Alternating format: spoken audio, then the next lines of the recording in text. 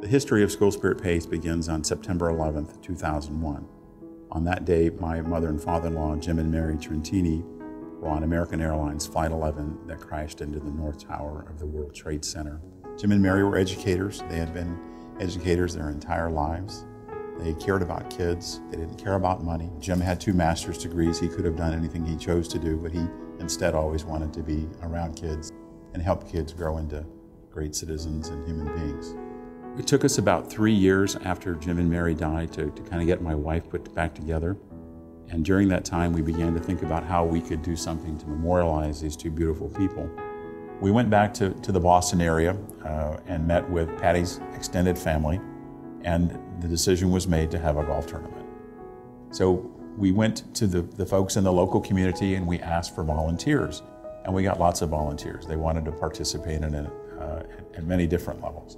We also asked for donors, businesses to contribute golf bags and balls and that sort of thing as prizes in the tournament itself. None of all that was, because of all the support, we had a very successful fundraising event, and we ended up giving some real scholarships to kids that wanted to go on to college. It was so good, we tried it again a second year, and in that year we had equal success. The memory of 9/11 was still fresh in everyone's mind. So again, lots of volunteers and lots of donors for the things we needed. But the third year, we ran smack dab into the middle of what we call the twin evils of fundraising. The first one is volunteer fatigue. All those nice folks that volunteered the first couple of years said, gee, isn't there anybody else in town that can do this?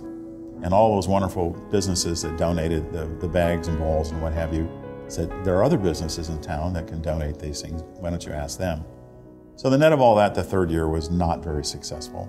We didn't raise much money, and it caused us to understand that fundraising was a lot harder than we knew it to be. So we then set about figuring out a way to do this to avoid those twin evils, and we tumbled eventually to a passive giving program, and that's what we call today School Spirit Pays.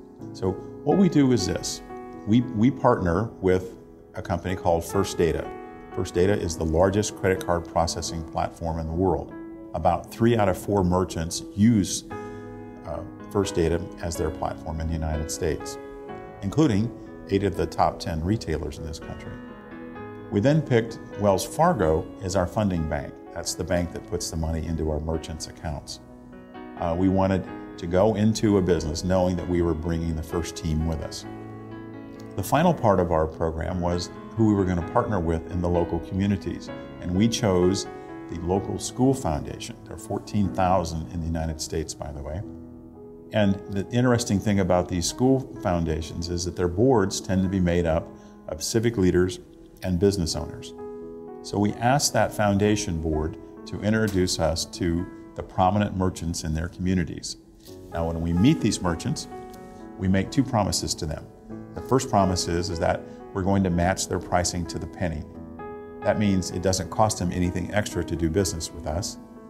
The second promise we make is that the transition from whomever they're using today over to School Spirit Pays is going to be both seamless and painless. And we make that promise because we work with the merchant every step of the way to do that. When it's all said and done, then we have a new business participating with School Spirit Pays. We take 25% of our proceeds, which is right off the top, before we pay anybody's salaries or pay any of our rents or things like that, and we donate that to the local school foundation to support the programs that they have in mind for the kids in their community.